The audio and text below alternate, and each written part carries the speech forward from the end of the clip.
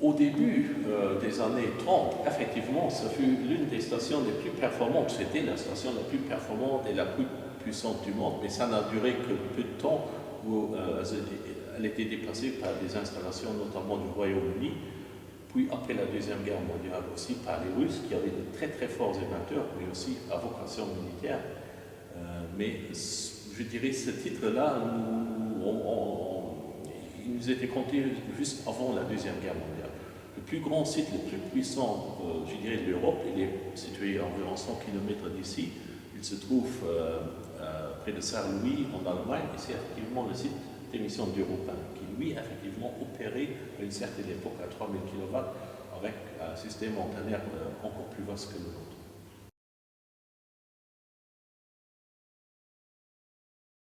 Point de départ de la radio commerciale tout court, je dirais même au niveau mondial dans les années 1930-33, où on a débuté ici les premières émissions. Le site a évolué par la suite jusqu'à aujourd'hui. Il a passé certaines périodes, effectivement, avant-guerre, avant Deuxième Guerre mondiale. Là, pendant Deuxième Guerre mondiale, je dirais une histoire très très particulière qu'on est en train effectivement d'élucider, effectivement, parce que il y a encore quelques preuves de ces 4 années ou 5 années de la Deuxième Guerre mondiale, puis l'après-Deuxième Guerre mondiale, où effectivement le programme Radio Luxembourg a trouvé vraiment son essor commercial aussi au niveau de la langue française, parce qu'avant la Deuxième Guerre mondiale, on émettait dans 6 langues, ce qui paraît, pendant la journée. Mais après la Deuxième Guerre mondiale, effectivement, le focus était naturellement la France, c'est-à-dire les pays francophones, pour la radio commerciale de l'époque, où on a créé effectivement un modèle commercial qui a été copié après par d'autres radios, notamment pour la France, mais aussi pour d'autres pays. Ce qu'il faut savoir, effectivement, on est depuis toujours une radio privée, c'est-à-dire avec des fonds, des capitaux privés. Là, c'était aussi unique parce qu'à l'époque, les radios, c'était toujours des radios publiques, des radios d'État. Aujourd'hui, encore, RTL ou RTL Group est une société entièrement privée. Et aussi au départ, ici en 1933, c'était des investisseurs privés qui se lançaient dans un projet à risque pour effectivement faire de la radio européenne, à l'échelle européenne. Et ça, c'était très novateur.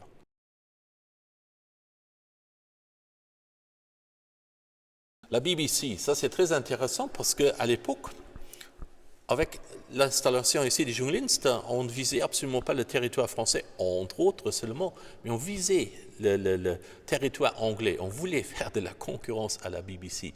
Curieusement, à l'époque, on s'était dit parce qu'il y a une très très forte industrialisation en Angleterre, beaucoup plus importante qu'en France à l'époque, et aussi avec une population qui était plus ou moins aisée sur certaines classes de la population. On voulait effectivement faire de la radio commerciale, mais on visait l'Angleterre en fait au début.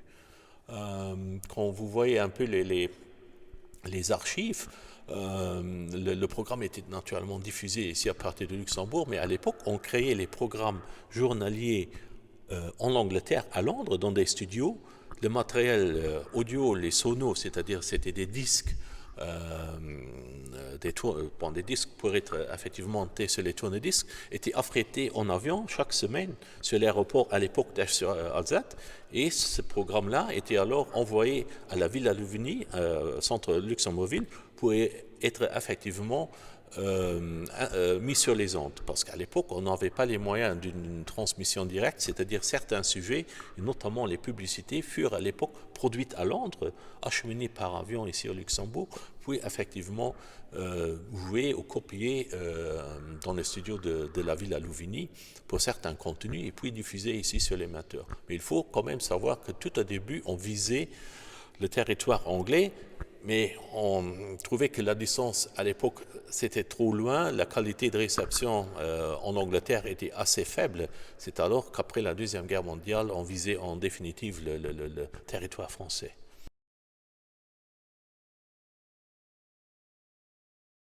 Bon, c'est vrai, effectivement, c'était les fameuses radios pirates, plutôt dans le domaine de la radio anglophone et néerlandaise, notamment. Pour cela, on avait réagi déjà au début des années 50 par un émetteur en moyenne qui était installé ici à Junlinster, mais qui par après a été déménagé dans le nord du pays, à Marnach.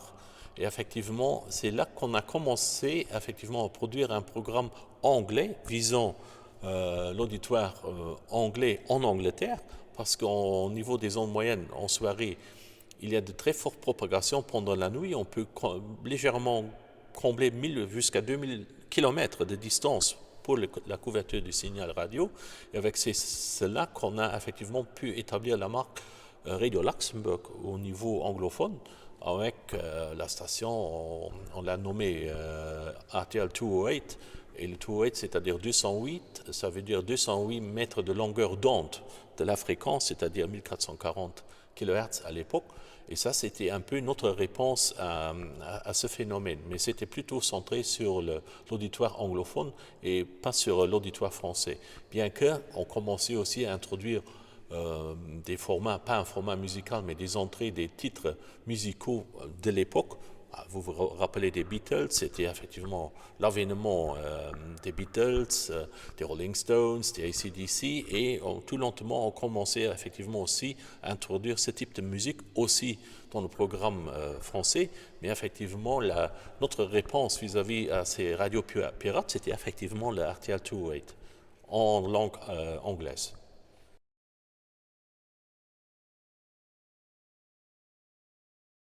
Bon, à l'époque, il y avait au niveau, je dirais, c'était plus ou moins une concurrence assez féroce à l'époque entre les dites radios périphériques que je vous citais avant, et c'était la course à la puissance. Et c'est-à-dire, plus de puissance on mettait, plus la qualité et la distance de couverture dans le territoire français s'agrandissaient. Il y avait naturellement aussi une forte demande à l'époque, dans les années, fin des années 60, 70, il y a eu vraiment un grand essor économique en France, c'est-à-dire il y avait beaucoup de produits, les gens avaient de nouveau de l'argent de s'offrir effectivement comme des voitures, des machines à laver, il y avait toute une industrie qui se lançait. Et effectivement, la radio était le porteur effectivement de sa publicité pendant la journée, parce que la ménagère, comme on l'a dit, la ménagère moyenne, écoutait la radio, voilà, quand elle repassait ou faisait son ménage. Et effectivement, à l'époque, c'était vraiment la cible, c'était la ménagère. Et aujourd'hui, ça a complètement changé. Et à l'époque, on mettait beaucoup de moyens, effectivement, à récupérer cet auditoire. Naturellement, ensemble avec nos concurrents, on voulait effectivement avoir le plus de qualité de signal, la meilleure pénétration, et voilà. Et c'est pour ça, effectivement, qu'on mettait les moyens. Brightfall a été construit en 1972. Ça s'est fait dans une année, ou même 9 mois, comme un bébé. Départ des travaux, après 9 mois, ça tournait. Aujourd'hui, inimaginable. Là, on comptait carrément de tripler la puissance d'émission. Le site était conçu effectivement pour tourner à 3000 kW, c'est-à-dire 3 MW de puissance HF. Mais il y a eu un incident politique à l'époque avec la France qui nous a interdisé effectivement à utiliser cette puissance. Et même le fournisseur français des émetteurs a été bloqué par le gouvernement en place à l'époque pour fournir aussi cette installation. Puis on a revu ça ensemble avec d'autres radios périphériques, et on a eu une sorte de statu quo au niveau des puissances, c'est-à-dire on ne voulait pas dépasser les 2000 kW. Mais ça, c'est une des raisons pourquoi on a construit Brightfall Air. Ici, techniquement, la proximité des antennes avec les villages, et aussi on aurait dû construire de nouvelles antennes plus performantes, aussi avec des émetteurs plus performants. C'était trop onéreux et on ne pouvait pas le faire en même temps en assurant toujours l'émission. Alors on s'est décidé de se mettre assez proche du site ici du Junglingster, aussi pour des besoins effectivement de logistique au niveau du personnel et des besoins de maintenance. C'est-à-dire on a construit une nouvelle station à Brightfall, et puis sans interruption, on a pu reprendre le service à Brightfall, et ici le site du Junglingster, comme aujourd'hui, il est toujours un site de réserve en cas de grosse maintenance ou de soucis techniques sur le site principal.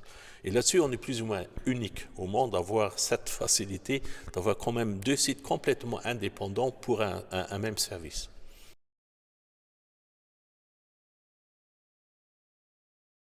Pourquoi il vit toujours? Le site, toujours dans les grandes ondes, naturellement, le programme ici est mis en direction de la France, puisque dans les années 90, sa seule diffusion, je dirais, majeure, c'était les grandes ondes, en fait, c'est-à-dire émis ici du Luxembourg, Au début des années 80, c'est-à-dire exactement en 1981, il y a eu la libération des ondes en France. Avec la libération des ondes en France, qu'est-ce qui s'est passé? Mais effectivement, des radios privées pouvaient effectivement être diffusées sur le territoire français, ce qui n'était pas le cas auparavant. Auparavant, il y avait toujours, particulièrement pour la France, les radios dites périphériques. Il y en avait entre autres, naturellement, Radio Luxembourg, RTL à l'époque. Il y avait Radio Monte-Carlo, il y avait Europe 1, il y avait aussi une certaine partie du temps, il y avait Radio Andorre. Toutes des stations, je dirais, périphériques autour de la France, très proches de la frontière française et qui rayonnaient à l'intérieur de la France, sans y être, je dirais, autorisées à pénétrer directement sur le sol français avec leurs moyens de diffusion. Et voilà, ça c'est un avantage qu'on a eu ici à partir de Luxembourg, de pouvoir directement, je dirais, couvrir la France sans être carrément contrôlé par les lois de médias. Aujourd'hui, on appelle ça le CSA français. Aussi au niveau fiscal, c'était très très simple effectivement d'opérer de cette radio et naturellement pour un but publicitaire, diffuser des publicités avec un programme attrayant. Et c'est ce qu'on fait aussi d'autres. Mais je vous dis, à partir de 1980, lentement, la radio à la technique fréquence modulée a pris son essor et a, je dirais, au début, lentement, mais de plus en plus vite, couvert effectivement le territoire français. Aujourd'hui, le programme des grandes ondes, il y a encore ce qu'on estime environ 20% de l'auditoire qui écoute encore les grandes ondes. Mais c'est aussi pour cela que le site est toujours ici. Vous voyez ici 3 grandes antennes. C'est les antennes de réserve du site principal de Bois-de-Valère qui a été érigé en 1972. Et effectivement, en cas de grosse maintenance, ce site est toujours utilisé pour diffuser la radio grandes ondes.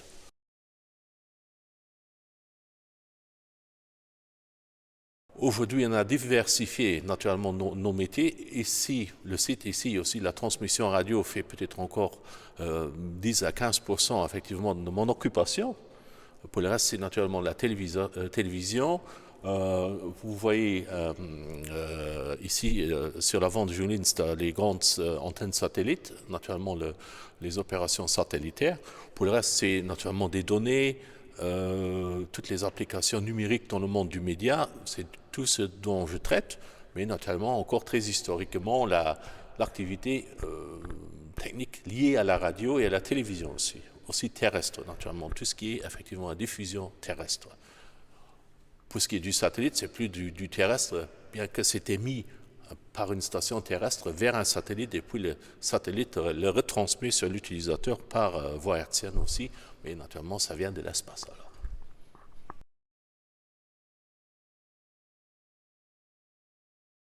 Quand moi, je vois le futur, moi, comme un peu le coucher du soleil. Moi, je viens venir à la retraite.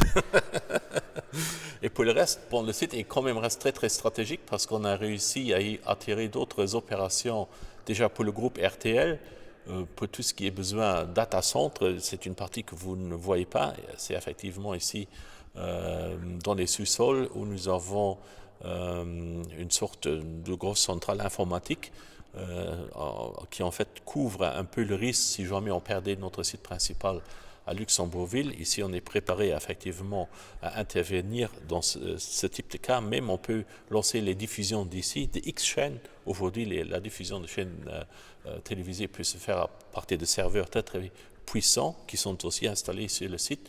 Et nous entretenons naturellement aussi des liaisons satellitaires, soit pour notre propre compte ou pour ceux des clients.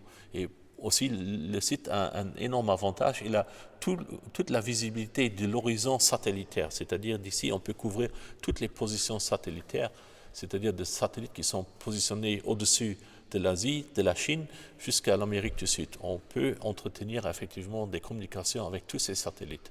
Et c'est pour cela que le site ici a un fort potentiel de développement. Et en plus, il est raccordé à un réseau d'énergie très très puissant qui est juste je dirais, à l'entrée du site, où nous pouvons effectivement pour le futur, sans mettre de très gros investissements, effectivement pouvoir opérer des activités ici nécessitant de fortes énergies.